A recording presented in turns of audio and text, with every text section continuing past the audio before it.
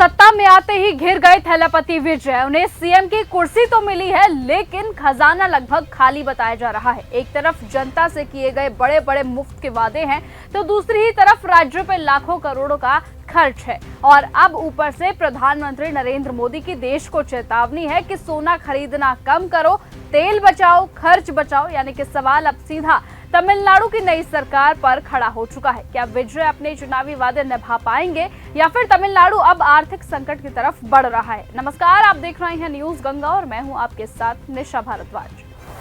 तमिलनाडु में पहली बार सत्ता में आई थलपति विजय की सरकार अब सबसे कठिन आर्थिक चुनौती का सामना करती हुई दिखाई दे रही है। मुख्यमंत्री विजय ने चुनाव के दौरान मुफ्त बिजली, महिलाओं को आर्थिक सहायता और कई बड़ी कल्याणकारी योजनाओं का ऐलान किया था, लेकिन अब राज्य की वित्तीय स्थिति को लेकर एक बड़ा सवाल खड़ा हो गया है।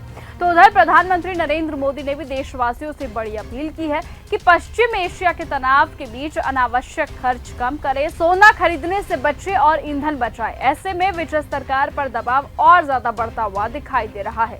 दरअसल तमिलनाडु पहले भी भारी कर्ज और सब्सिडी के बोझ से दबा हुआ है। बताया जाता है कि राज्य पर करीबन 1 लाख करोड़ रुपए से ज्यादा का आर्थिक दबाव है। इसके बावजूद विजय की सरकार ने कई महंगी योजनाओं को लागू करने का वादा किया है। विशेषज्ञों का कहना है कि अगर ये सभी योजनाएं एक साथ लागू हो गई तो फिर हर साल राज्य के खजाने पर भारी बोझ पड़ सकता है। और सबसे बड़ी चिंता यह है कि अभी पूरी दुनिया आर्थिक दबाव के दौर से गुजर रही है।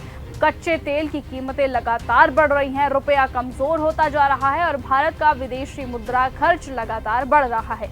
और इसी वजह से प्रधानमंत्री नरेंद्र मोदी ने जनता से खर्च कम करने की अपील की है। अब डर यह है कि अगर तमिलनाडु में मुफ्त योजनाओं का खर्च तेजी से बढ़ा तो विकास कार्यों के लिए पैसा कम पड़ सकता है। सड़क, अस्पताल, स्कूल और इंफ्रास्ट्रक्चर जैसी जरूरी योजनाएं प्रभावित हो सकती है।